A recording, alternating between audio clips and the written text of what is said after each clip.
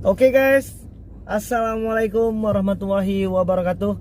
Welcome back to my channel. Apa kabar kalian semua seluruh subscriber setia yang hari ini masih tetap memberikan support dan dukungannya terhadap channel ini. Terima kasih banyak untuk kalian yang mungkin sudah menekan tombol subscribe, like, dan yang udah nge-share semua video-video kita.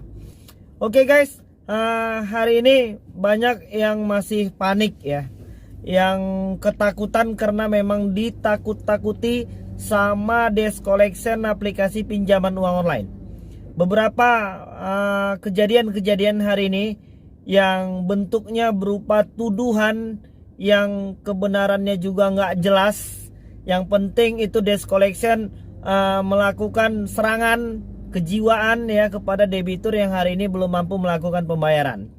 Mereka membuat tuduhan bahwasannya debitur yang hari ini belum mampu melakukan pembayaran itu telah melakukan pemalsuan data, dan mereka akan menempuh jalur hukum. Dan katanya mereka itu sudah memeriksa semua data-data yang pernah kita kirimkan ke aplikasi mereka itu ternyata bodong, atau mungkin ternyata palsu, atau tidak ada. Karena mereka katanya sudah mendeteksi dan memeriksa data-data yang kita kirimkan itu, baik berupa kontak darurat atau mungkin informasi-informasi pribadi yang lainnya. Sebenarnya lucu banget ya. Dan di situ kan sudah jelas KTP itu KTP langsung. Kita sudah punya alamat pribadi. Kalau memang mereka itu mau menempuh jalur hukum dengan tuduhan bahwasannya hari ini kita telah melakukan pemalsuan data ini itu segala macam, ya sudah, silakan saja kalau memang mereka mau menempuh jalur hukum. Jadi kawan-kawan nggak perlu panik, nggak perlu takut, dan nggak perlu resah lagi. Ya, toh hari ini 80% itu masyarakat yang menggunakan aplikasi pinjaman uang online ini nyatanya benar-benar mengirimkan data yang benar-benar benar-benar ada gitu. Kalaupun ada hari ini debitur yang mengirimkan data-data bodong, ya saya itu no comment ya. Hari ini kita pengen membuka jalan pemikiran kawan-kawan itu supaya jangan lagi panik, jangan lagi takut. Apalagi yang memang sudah benar-benar mengirimkan data-data itu, data-data yang resmi, data-data yang betul-betul memang ada gitu. Jadi mereka akan membuat beberapa tuduhan-tuduhan, baik itu melalui WhatsApp atau mungkin melalui SMS. Jarang banget memang mereka itu bilang kita itu melakukan pemalsuan data melalui via telepon.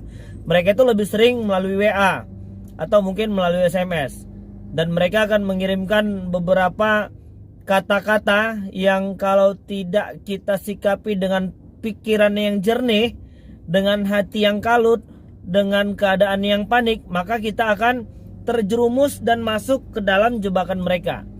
Jadi apapun hari ini permasalahannya, untuk kawan-kawan yang katanya mau dibawa ke jalur hukum, yang katanya sudah melakukan pemalsuan data, yang katanya hari ini sudah jadi maling, yang hari ini katanya sudah membawa kabur uang perusahaan, banyak banget lah. Ya, jangan panik, tetap tenang. Kita akan hadapi satu persatu dengan hati yang tenang juga, dengan pikiran yang jernih. Ketika kawan-kawan nanti tidak mampu untuk mengontrol emosi kawan-kawan, ketika kawan-kawan masuk ke dalam jebakan mereka, kawan-kawan akan memilih langkah-langkah yang salah. Jangan lagi ada gali lubang tutup lubang ya. Stop, hitungannya sudah pasti rugi. Jadi kalau hari ini kita sudah punya hutang, jangan lagi ditambah beban pikirannya dengan menambah hutang. Yang tadinya niatnya mau menyelesaikan masalah, malah nambah masalah baru. Stop ya, itu yang pertama. Dan yang kedua, semua tuduhan yang mereka sampaikan itu tidak ada dasarnya ya. Dan yang lebih herannya kita lagi, kalau memang itu salah satu dasar tuntutan mereka bahwasannya kita memang melakukan pemalsuan data, kenapa mereka tidak periksa pada awal kita ingin melakukan pengajuan? Aneh banget memang. Ini sama halnya ketika mereka mengganggu atau menelpon kontak darurat yang dicantumkan oleh teman kita. Oke, ini bukan sebar data. Memang ada teman kita yang mungkin iseng yang mencantumkan kita itu sebagai salah satu kontak darurat. Dulu ya di tahun 2019 awal, sebelum si peminjam memasukkan kontak darurat, aplikasi pinjaman uang online itu 1-2 ada yang langsung nelpon kontak darurat. Apakah Anda kenal dengan ini? Anda kenalnya di mana? Kerjanya di mana? Rumahnya di mana? Kalau zaman sekarang itu nggak ada yang seperti itu lagi ya. Kalaupun ada palingan ya aplikasi apalah. Saya juga belum tahu sekarang ini apa. Kalau dulu itu mereka konfirmasi. Dan hari ini itu menjadi masalah ketika kita dicantumkan oleh teman kita tanpa izin. Dan ketika teman kita itu bermasalah, mereka menelpon kontak darurat.